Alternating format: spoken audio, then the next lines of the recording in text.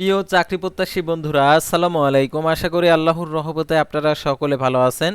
তো ডিপিডিসিতে নতুন নিয়োগ বিজ্ঞপ্তি প্রকাশিত হয়েছে। তো ডিপিডিসির এই নিয়োগ বিজ্ঞপ্তি নিয়ে আজকের এই ভিডিও। অবশ্যই আপনারা ভিডিওটি শেষ পর্যন্ত দেখবেন। আর আপনি যদি অল জব নিউজ বাংলাদেশ এই চ্যানেলে প্রথমবার এই ভিডিওটি দেখে থাকেন তাহলে আমাদের এই চ্যানেলটিকে সাবস্ক্রাইব করে রাখবেন, notification bell button all press করে রাখবেন, ভিডিওটিতে লাইক করে দেবেন। আর যারা ইতিমধ্যে আমাদের এই চ্যানেলটিকে সাবস্ক্রাইব করে পাশে রয়েছেন তাদেরকে অসংখ্য ধন্যবাদ। ডিসক্রিপশন বক্সে আমাদের ফেসবুক পেজের লিঙ্ক দেওয়া রয়েছে, অবশ্যই আপনারা আমাদের ফেসবুক পেজে যুক্ত হবেন। তো আমাদের ফেসবুক পেজ এবং ইউটিউব চ্যানেলে যে সকল আপডেটগুলো জানতে পারবেন, সরকারি বেসরকারি এনজিও, ডিফেন্স, শিক্ষক নিয়োগ, sales marketing, railway job, NGO job, এক কথায় সকল ধরনের নিয়োগ বিজ্ঞপ্তি, পাশাপাশি বিভিন্ন কোম্পানির নিয়োগ বিজ্ঞপ্তি সংক্রান্ত তথ্যগুলো জানতে পারবেন আমাদের এই চ্যানেলের মাধ্যমে। সেহেতু আমাদের চ্যানেল এবং ফেসবুক পেজটি ফলো দিয়ে রাখবেন আর আমাদের ইউটিউব চ্যানেলটি সাবস্ক্রাইব করে রাখবেন। তো আর কথা না বাড়িয়ে আপনাদেরকে দেখিয়ে দিচ্ছি ডিপিডিসিতে যে নিয়োগ বিজ্ঞপ্তি প্রকাশ করছে সেই নিয়োগ বিজ্ঞপ্তিটি। তো দেখতে পাচ্ছেন জনবল নিয়োগ দেবে ডিপিডিসি, আবেদনের শেষ তারিখ 7 এপ্রিল। তো জনবল নিয়োগের বিজ্ঞপ্তি প্রকাশ করছে ঢাকা পাওয়ার ডিস্ট্রিবিউশন কোম্পানি লিমিটেডের ডিপিডিসি। তো প্রতিষ্ঠানটি assistant manager, junior assistant manager পদে 12 জন কর্মকর্তা নিয়োগ 11ই মার্চ প্রকাশ করছে। বিজ্ঞপ্তির আবেদনের শেষ তারিখ 11ই মার্চ থেকে শুরু হয়ে 7 এপ্রিল পর্যন্ত চলবে। আগ্রহী প্রার্থীগণকে 7 এপ্রিলের মধ্যে অনলাইন আবেদন করতে পারবেন। তো প্রতিষ্ঠান Dhaka power distribution company limited অর্থাৎ ডিপিডিসি।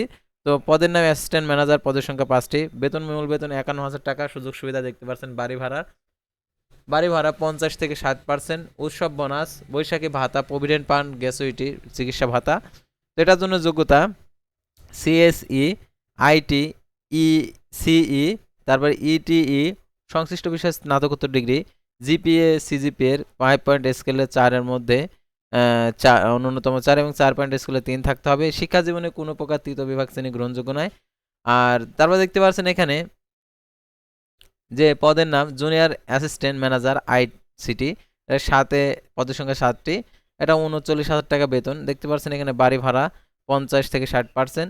তারপর দেখতে পাচ্ছেন উৎসব বোনাস, বৈশাখী ভাতা, প্রভিডেন্ট ফান্ড, গ্র্যাচুইটি, চিকিৎসা ভাতা রয়েছে।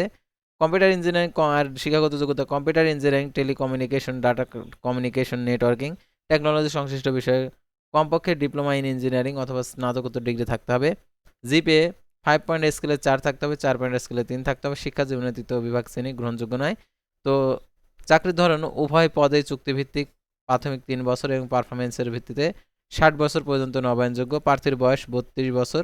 ডিপিডিসি কর্মীদের জন্য বয়স সীমা 5 বছর পর্যন্ত শিথিলযোগ্য। আগ্রহী প্রার্থীগণকে আবেদন করার জন্য দেখতে পাচ্ছেন এখানে যে ফর্মটা রয়েছে, অর্থাৎ আপনাদেরকে এই ওয়েবসাইটে আসতে হবে। তো দেখতে পাচ্ছেন এই ওয়েবসাইটে এসে, অর্থাৎ Dhaka power distribution company limited এই ওয়েবসাইটে এসে আপনারা আবেদন করতে পারবেন। তো দেখতে পাচ্ছেন এখানে যে অনেকগুলো সার্কুলার রয়েছে। তো এখান থেকে আপনারা যেটাতে আবেদন করবেন সেই সার্কুলারের উপরে ক্লিক করে দেবেন। ক্লিক করে দিয়ে আপনারা সকল নিয়োগ বিজ্ঞপ্তিগুলোর আর কি আবেদনটা করতে পারবেন। তো আশা করি আপনারা বুঝতে পারছেন। আর এখানে অবশ্যই অ্যাপ্লাই নাও বাটনে ক্লিক করে দেওয়ার পর আপনাদেরকে এখানে লগ ইন করতে হবে। যেহেতু আপনি নতুন, তাহলে আপনাকে যে কাজটা করতে হবে সাইন আপ করতে হবে। সাইন আপে আপনার আইডি, তারপরে user ID, email, mobile number, password দিয়ে আর কি আপনাকে সাইন আপ করে তারপরে পরবর্তী সকল ফর্মটা আর কি ফিল আপ করতে হবে। তো আশা করি আপনারা এই নিয়োগ বিজ্ঞপ্তি সংক্রান্ত তথ্যগুলো জানতে এবং বুঝতে পারছেন। আর এই নিয়োগের সাধারণত কোম্পানির নিয়োগের পরীক্ষা সাধারণত ঢাকাতেই হবে, অর্থাৎ ঢাকাতে যেহেতু এই কোম্পানি, তো ঢাকাতেই হবে ডিপিডিসি এতে। সেহেতু অবশ্যই আপনারা যারা আবেদন করতে ইচ্ছুক তারা আবেদন করবেন। তো পরবর্তী ভিডিওতে আবার কোনো নতুন জব সার্কুলার নিয়ে আপনাদের সামনে হাজির হবে। সে পর্যন্ত সবাই ভালো থাকবেন, সুস্থ থাকবেন। আর অবশ্যই ফেসবুক পেজটি ফলো দিয়ে রাখবেন, ইউটিউব চ্যানেলটি সাবস্ক্রাইব করে রাখবেন। আল্লাহ হাফেজ।